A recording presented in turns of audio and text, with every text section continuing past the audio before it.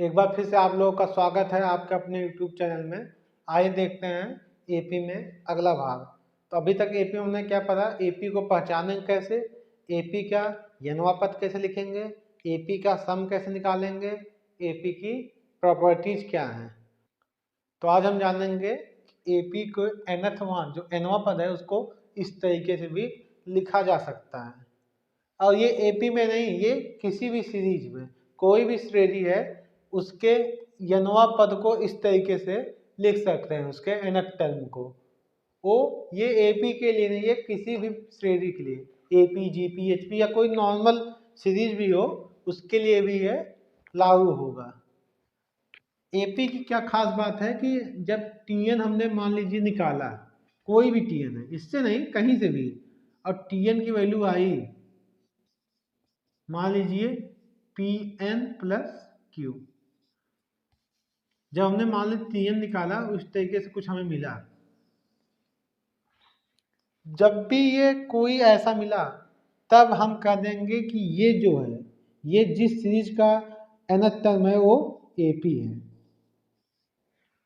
हमने क्या किया कि कोई टीएन हमको इस फॉर्म में मिला, इस फॉर्म में मिला तो हम कह देंगे कि ये जो सीरीज है वो 100% एपी है। और इसका जो कॉमन डिफरेंस होगा, जो n का कोफिशिएंट होगा, जो n के साथ लगा होगा, वही इसका सावंतर हो जाएगा। और इसका जो पहला पद यानी कि a होगा वो हो जाएगा p प्लस क्यू। तो ये एपी की एक और खास बात है कि यनवा पद किसी एपी का पता चल जाए तो भी हम उसका सावंतर और कॉमन डिफरेंस बता देंगे, अगर वो इस तरीके का हो, इस फॉर्म का हो, या कहीं पे मुझे यनवा पद मिला और इस फॉर्म में, तो हम कह देंगे कि वो 100% एपी है। उसका सावंतर होगा जो n के साथ लगा होगा, n का कोफिशिएंट होगा p, और जो पहला पद है वो p प्लस क्यू होगा। थोड़ा हिंदी इंग्लिश मिक्स हो जाता होगा, वो जैसा आप दोनों में पढ़ लिए हैं तो मिक्स हो जाता है, इसीलिए तो आप समझ जाएंगे। कोई ऐसा टफ, मैं इंग्लिश बोलता हूँ ना हिंदी बोलता हूँ। तो आपने क्या पढ़ा, टीएन को इस तरीके से भी लिख सकते हैं, और अगर टीएन को पीएन प्लस क्यू फॉर्म हम पा गए तो हम कह देंगे वो एपी में है और उसका कॉमन डिफरेंस जो है वो पी है और पहला पद पी प्लस क्यू है। आइए इस पर एक सवाल कर लेते हैं ताकि आपको ये अच्छे समझ में आ जाए। तो ये सवाल देखते हैं। ये सवाल क्या कर रहा है, किसी भी सीरीज का श्रेणी का एन दिया है 3n² प्लस 5n। तो हमें सिद्ध करना है कि ये जो सीरीज है वो एपी है और इसका पहला पद और सावंतर बताना है, कॉमन डिफरेंस और फर्स्ट टर्म। तो हमें ये पहली बात हमें ये प्रूव करना है कि ये एपी में है, और दूसरी बात हमें क्या निकालना है, फर्स्ट टर्म और कॉमन डिफरेंस यानी कि पहला पद और सावंतर। तो हमें यहाँ से कुछ नहीं पता है, हमें बस इतना पता है कि जो टीएन होता है वो होता है Sn माइनस Sn-1। इसके अलावा हमें कुछ नहीं पता है। यही एक प्रॉपर्टी जो है हम यूज कर सकते हैं। अब देखिए Sn की वैल्यू दिया है 3n² प्लस 5n माइनस,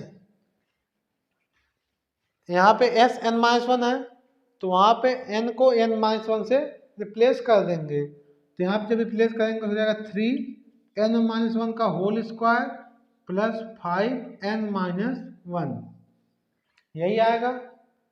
अब अगर हम इस ब्रैकेट को खोल दें पूरा, मैं डायरेक्ट लिख दे रहा हूँ समझा के, तो यहाँ से हो जाएगा 3n² प्लस 5n, अब देखिए माइनस, यहाँ से आएगा 3n² लिख लीजिए, यहाँ से आएगा +1 इंटू 3 हो जाएगा -3 क्योंकि बाहर है, यहाँ से आएगा -2n और यहाँ पे -3 हो जाएगा +6n, यहाँ से आ जाएगा -5n और यहाँ से हो जाएगा +5। आप इस चीज़ को समझ गए होंगे, बस मैंने इस चीज़ को डायरेक्ट ओपन कर दिया है। तो यहाँ देखिए 3n², 5n, यहाँ से मिल जाएगा 6n, यहाँ से +5, यहाँ से -3, तो हमें यहाँ से मिल जाएगा 6n + 2। हमें यहाँ से tn मिल गया 6n + 2। तो जैसे ही Tn मुझे 6n+2 मिला, हमने कह दिया कि ये सीरीज AP में है। यही तो हमने पढ़ा था प्रॉपर्टी में कि कोई AP का अगर nवां पद Pn+q के फॉर्म में मिल जाए तो हम कह देंगे कि वो जो सीरीज है वो AP में है। और इसका समांतर कॉमन डिफरेंस क्या हो जाएगा, जो n का गुणांक होता है, कोफिशिएंट होता है, तो कॉमन डिफरेंस हो जाएगा 6। और पहला पद होता है P+Q, P+Q 6+2 यानी कि 8। तो ये ऐसी AP है जिसका पहला पद 8, कॉमन डिफरेंस 6 है। और इस फॉर्म की वजह से हम बता पाए कि ये जो सीरीज है वो AP में है।